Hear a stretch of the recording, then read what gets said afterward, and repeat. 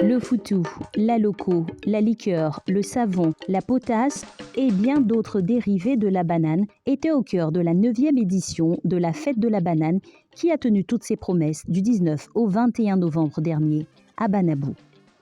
En présence du corps préfectoral, des chefs des villages du Moronou, des cadres et de plusieurs invités d'honneur tels que le ministre d'État, ministre de l'Agriculture et du Développement rural, Kobenan Kwasi Adjoumani, et de l'ambassadeur Alou Egen, cette belle cérémonie a débuté par les danses traditionnelles de la région. Très émerveillé par cette initiative de valoriser la banane, le parrain de cette 9e édition, l'honorable Aondjon Mathias, a vivement félicité le comité d'organisation pour le succès du festival.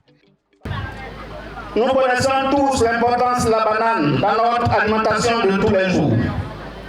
À travers des mets tels que le voodoo, la bessie, la loco, etc. Mais aujourd'hui, ce festival vous amène à connaître d'autres formes de préparation de la banane qu'on transforme désormais en gâteau, en couscous, etc. Tout cela vient confirmer l'adage qui dit que la terre ne trahit jamais, car en plus d'être consommée par nous-mêmes, la banane peut aussi être transformée, commercialisée et rapporter de l'argent.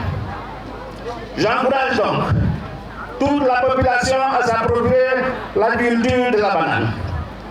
Créer des coopératives agricoles dans la filière de la banane, un de nos aliments de base. Le président de la mutuelle de développement de Banabo, Mudebo, Kakou Jean, a étalé l'intérêt pour la population de Banabo à célébrer la banane, puis a présenté le tableau des doléances du village.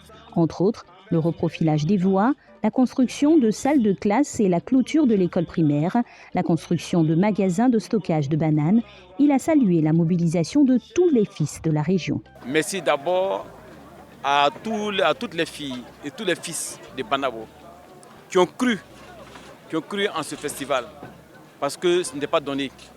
Les débuts ont été très difficiles, mais au fil du temps, nous sommes allés de perfectionnement en perfectionnement pour atteindre ce que vous connaissez aujourd'hui. Banan Fête, non seulement au niveau de Ngatia, mais nous savons désormais que c'est tout le Moronou qui fêtera Banan Fête et qui se déroule chaque année au mois de novembre. Des participants venus d'autres régions ont salué l'organisation de ce genre d'événement qui met en valeur les atouts culturels et gastronomiques des régions ivoiriennes. Je suis commissaire général du festival Bayewa, qui est le festival pour la promotion des langues réunions dont je suis invité de ce festival.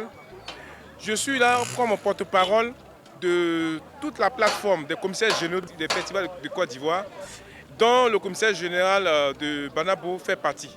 Et nous sommes venus apporter notre soutien, notre apport moral à travers nos collègues qui se battent pour que la culture de Banabo, mais aussi la banane, soit pérennisée.